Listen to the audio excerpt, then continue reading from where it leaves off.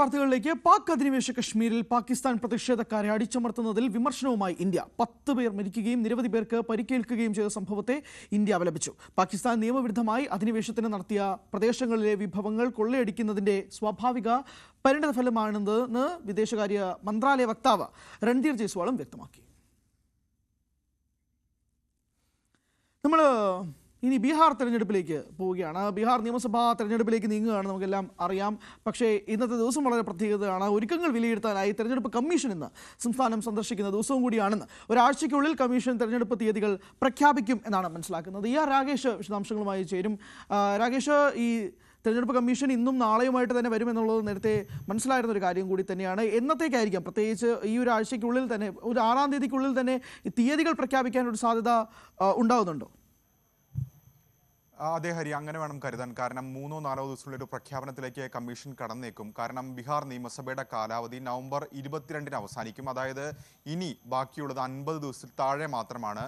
സ്വാഭാവികമായും ഇതിനിടയിൽ പ്രഖ്യാപനം നടത്തണം, വോട്ടെടുപ്പ് പൂർത്തീകരിക്കണം. അങ്ങനെ തെരഞ്ഞെടുപ്പ് പ്രക്രിയയെല്ലാം തന്നെ 22-ന് മുമ്പ് നടത്തേണ്ടിയിരിക്കുന്നു. മാത്രമല്ല 243 സീറ്റാണ് ബീഹാറിലുള്ളത്. ഒറ്റഘട്ടമായി അവിടെ വോട്ടെടുപ്പ് നടക്കാറില്ല, 3 ഘട്ടമായാണ്. കഴിഞ്ഞ വർഷ തെരഞ്ഞെടുപ്പ് നോക്കുകയാണെങ്കിൽ 3 ഘട്ടമായാണ് വോട്ടെടുപ്പ് നടന്നിട്ടുള്ളത്. അപ്പോൾ സ്വാഭാവികമായും സമയം വളരെ കുറവാണ് കമ്മീഷന് മുമ്പുള്ളത്. മാത്രവുമല്ല 2020 കാര്യങ്ങൾ നോക്കുകയാണെങ്കിൽ സെപ്റ്റംബർ 25-ാം തീയതി കമ്മീഷൻ തെരഞ്ഞെടുപ്പ് പ്രഖ്യാപിച്ചതാണ്. ഇനി ഉത്തരേന്ത്യയിൽ പ്രത്യേകിച്ച് ബീഹാറിലൊക്കെ തന്നെ അവധി ദിവസങ്ങൾ വരുന്നുണ്ട്.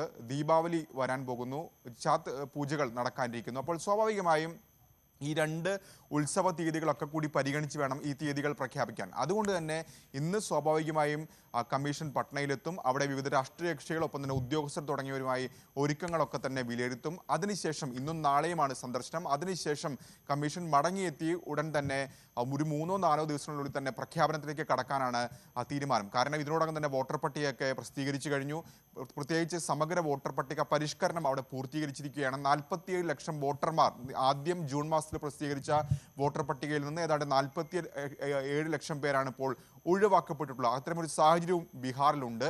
ഏതായാലും മുന്നണികൾ, പ്രത്യേകിച്ച് BJPയും JDUവും നേതൃത്വം നൽകുന്ന NDA ഒക്കെ തന്നെ സീറ്റ് നിർണയ ചർച്ചകളിലേക്ക് കടന്നു കഴിഞ്ഞു.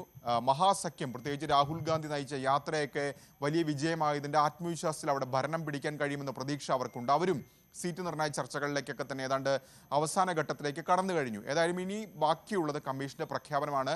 സ്വാഭാവികമായും അത്തരം പ്രഖ്യാപനം വരുമ്പോൾ രാഷ്ട്രീയ പാർട്ടികളുടെ ഭാഗത്തുനിന്ന് സീറ്റ് നിർണയം സംബന്ധിച്ച്, സ്ഥാനാർത്ഥി സംബന്ധിച്ച് അന്തിമ പ്രഖ്യാപനങ്ങളിലേക്കും കടക്കുകയും ചെയ്യും. ഹരി, അത് തന്നെയാണ് സാഹചര്യം. എന്തായാലും ബീഹാറിൽ കഴിഞ്ഞ 2020 3 ഘട്ടങ്ങളിലായിട്ടാണ് തെരഞ്ഞെടുപ്പ് നടന്നത്. ഇന്ന് നാളെയുമായിട്ട് കമ്മീഷൻ അവിടെ ഉണ്ടാകും. പാട്നയിൽ കൃത്യമായി തന്നെ അവർ യോഗം ചേരും. ദിവസം ഏതാണെന്നുള്ളത് ഒരാഴ്ചയ്ക്കുള്ളിൽ തന്നെ തെരഞ്ഞെടുപ്പ് തീയതി എന്നാണെന്നതും കൂടി അറിയിക്കുകയും ചെയ്യും. പിന്നീട് വരുന്ന അവധി ദിവസങ്ങളൊക്കെ തന്നെയാണ് രാകേഷ് സൂചിപ്പിച്ചതുപോലെ തന്നെ അവധി ദിവസങ്ങളൊക്കെ ഉണ്ട്. അപ്പോൾ അതൊക്കെ ആയിട്ട് കണക്കാക്കി തന്നെ ആയിരിക്കാം ഒരു തീയതിയിലേക്ക് അടുക്കുക എന്നത് വേണം മനസ്സിലാക്കാൻ. രാകേഷാണ് വിശദാംശങ്ങൾ നൽകിയത്.